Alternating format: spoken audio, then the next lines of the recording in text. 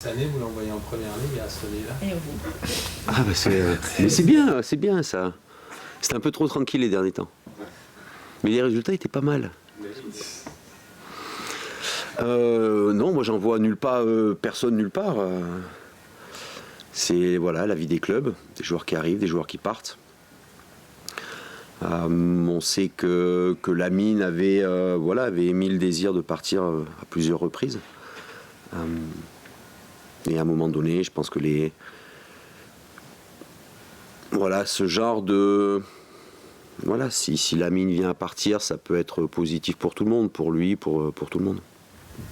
Mais pour l'instant, c'est pas encore... Ça, faut poser la question au président. Pourquoi vous dites pour tout le monde? Non, parce que je pense que Lamine a vraiment envie de partir et pour les clubs, c'est mieux que les joueurs qui restent soient intégrés à 100% dans le projet. Oui, Henri est parti, lui. Lamine a la possibilité de partir, donc. Ça fait 2 joueurs importants des Girondins qui peuvent quitter le club. Vous avez des solutions pour les remplacer? Oui. Lesquelles? Vous saurez très bientôt. Parce que Henri Célé va être remplacé. Dans l'absolu, ce serait une bonne chose, oui. On a beaucoup de matchs.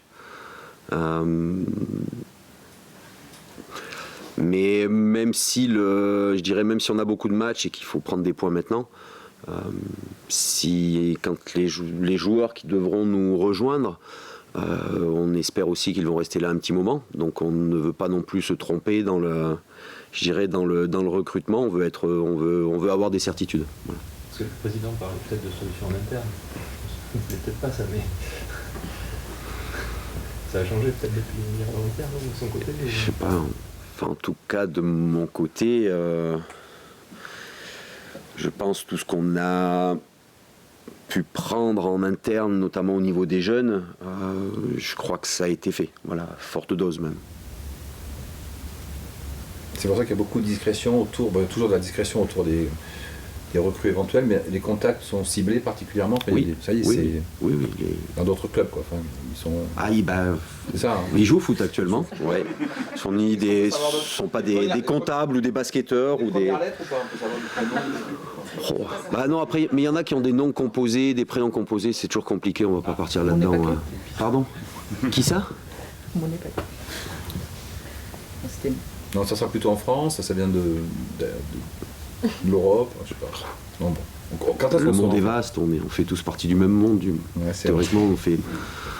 C'est vrai. Des citoyens du monde. C'est difficile pour un entraîneur de perdre 2 joueurs importants comme ça? C'est la vie. C'est jamais... Il y a une semaine, on avait parlé du cas d'Henri, que j'avais estimé le joueur le plus important des 6 premiers mois. Après, il n'y a pas que lui qui était important, c'est sûr. Moi, je voulais simplement mettre le focus sur le fait que c'était le joueur de champ avec le plus de temps de jeu. Donc forcément, il avait eu une importance élevée dans nos 6 premiers mois. Mais tout le monde est confronté à ça. Sauf si vous êtes à Paris, ou là, c'est différent. Mais concrètement, pour Lamine, par rapport à samedi, il est toujours salarié des Girondins de Bordeaux au jour d'aujourd'hui. Oui. Non, mais salarié, d'accord, mais... À savoir s'il sera dans le groupe. Vous disiez qu'un joueur qui part reste joueur des Girondins jusqu'au dernier moment, puis après il n'était plus dans le groupe. Est-ce que là, après, il y a eu une décision aussi, je dirais, collégiale de la direction, du staff, parce qu'on devait gagner ce match, et je pense que c'était bien de mettre tout le monde, on pensait que c'était bien de mettre tout le monde, je dirais tous les joueurs, focalisés sur le projet à long terme sur le terrain. Voilà. Après, c'est une décision qui a été prise en amont, enfin en amont, c'est toujours compliqué quand on joue tous les 3 jours de prendre des décisions en amont, mais bien avant le match. Voilà. Mais je dirais la priorité va de match en match, ce qu'on essaie de faire depuis 1 mois et demi, 2 mois maintenant. Ça nous a plutôt bien réussi. On reçoit Lille en étant simplement conscient de jouer à domicile, et dans notre situation, si on veut continuer à gratter des places, à se rapprocher de certains objectifs, on se doit de prendre les 3 points. quoi qu'il arrive et quelle que soit la manière. Leur prolongation hier, c'est une bonne nouvelle pour vous? Pas forcément grand-chose à dire dessus, parce qu'il y a la qualification derrière, donc c'est jamais bien de faire éventuellement 120 minutes, mais quand vous avez une qualification, la fatigue part un petit peu plus vite. Oui. C'est une équipe qui a un petit peu changé entre Renard et Antonetti. On se rend compte que qu'ils ont moins de possession qu'avant, qu'ils ont une ligne de récupération plus basse qu'avant, mais qui ont l'air de prendre un petit peu plus de points, je dirais, sur le nombre de matchs qu'ils viennent de faire avec leur nouvel entraîneur. Donc c'est un profil d'équipe différent de celle qu'on a rencontrée en août. Oui. Par contre, c'est une équipe qui n'encaisse quasiment pas de but. C'est la troisième défense. Mais déjà, c'était ça avant aussi. Ça, je pense, c'est aussi dû au profil de joueurs. Les Bacha, les Sivelli, c'est quand même de... Pardon. Et oui. Et Enyama. Mais nous aussi, on a un grand gardien qu'on a fait signer au mois de janvier. Non, nous aussi, on a Cédric qui revient à un très très bon niveau, qui a été, que ce soit à Montpellier ou face à Lorient, qui a été décisif. Et forcément, pour nous, c'est de bon augure pour la suite. On l'a évoqué après le succès en Coupe de la Ligue, la période difficile du club, c'est derrière vraiment maintenant. Je me souviens de l'expression, on a appris un peu, les joueurs en ont pris plein la gueule, pour reprendre l'expression. Elle restera toujours derrière. Hein. Oui, non, mais je veux dire, voilà, c'est quelque chose qui est ancré quand même un peu dans le... Je pense si demain vous êtes entraîneur du Paris Saint-Germain ou du Bayern ou de Barcelone, je pense que vous pouvez naviguer avec plus de certitude tout au long d'une année. Pour des clubs comme Bordeaux, on sait que tout ce qui est bien fait actuellement, peut-être que demain ne sera plus bien fait et revivre des périodes difficiles comme on a vécu, c'est une possibilité aussi. On a beaucoup moins de certitude, le travail est différent, mais il n'en est pas moins intéressant. Excepté le match de Fréjus, vous avez trouvé une défense là depuis un mois et demi? Trouver, enfin oui et non, je dirais on a été obligé de mettre cette défense en place, mais finalement c'est une des défenses qui nous a apporté le plus de garanties, oui. On peut dire que l'association Yambéré-Gilbert est plutôt performante, mais une défense centrale ne peut être performante que si le reste de l'équipe est performant aussi. Donc c'est surtout un état d'esprit général, une solidarité retrouvée qui a permis de reprendre, je dirais, de reprendre notre marche en avant. Ce n'est pas que les défenseurs, c'est aussi on a encore vu contre Lorient le travail défensif de Diego Roland. Je ne suis pas persuadé qu'il y ait 2 mois on ait fait les mêmes efforts. Donc ça part de Roland, de Crivelli, de Diabaté, ça part de ces joueurs-là jusqu'au gardien de but.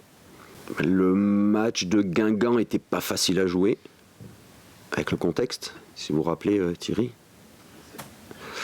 Le match à Angers n'était pas facile.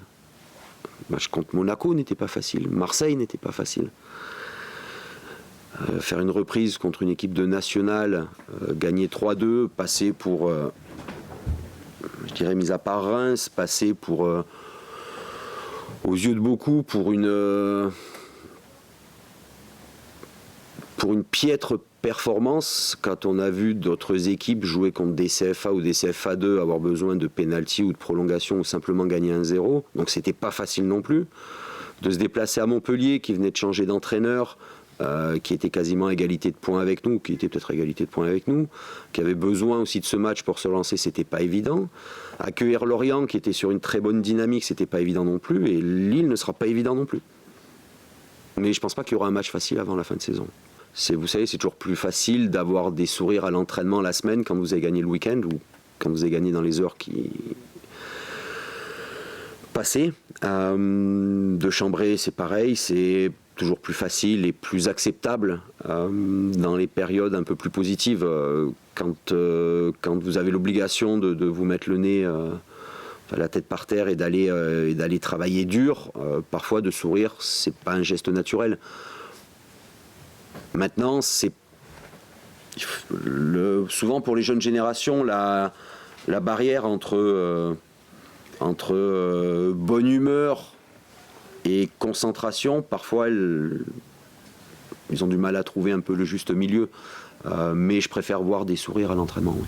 Là justement, vous les sentez de bonne humeur, mais concentrés quand même, ils arrivent à... Oui, ouais. Puis comme on en a parlé après le match de Lorient, ils sont tous conscients de ce qui s'est passé en octobre et novembre, et voilà, ils n'ont pas envie de retomber là-dedans. Après, on n'a aucune garantie pour la suite, mais en tout cas, dans l'investissement, les causes d'une rechute éventuelle ne seront pas les mêmes. Pour la double confrontation contre Lille, si vous deviez choisir un des 2 matchs à gagner, vous prendrez lequel? Le premier. Parce qu'après, on aura le temps de reparler avant le deuxième. C'est très sincère quand même. Mais si vous pouvez pas me demander lequel des 2 je préférerais gagner. Je sais pas. Moi, c'est comme de demander à quelqu'un, tu préfères ton père ou ta mère, tu préfères ton frère ou ta sœur ou... Non, je suis désolé, les 2 matchs seront très importants, mais d'abord qu'on commence par le premier. Pour les autres joueurs blessés depuis un petit peu plus longtemps, est-ce que vous pouvez faire un petit point, nous dire où ils en sont? Certix, ça suit le process, on sait que les croisés, voilà, c'est entre 6 et 9 mois, et tout dépend de l'évolution, mais on ne peut pas parler d'un retour à court ou moyen terme pour Grégory. Palois et Pablo, on verra. Palois pas avant le 21 février, quoi qu'il arrive, même si peut-être ça risque d'être un peu plus long, et Pablo peut-être entre 6 et 8 semaines. Après l'opération. Pardon ? Pablo s'est fait opérer. Oui. C'est ça. Oui. Isaac, pour qu'il observe une période d'une semaine de repos complet. Il y a eu un traitement qui a été fait sur son talon, donc on en saura un petit peu plus dans 7 jours. Il y a Milan, Ilic. Milan, retour prévu dans l'équipe, enfin dans le groupe pour l'entraînement, je pense d'ici entre une semaine et 15 jours.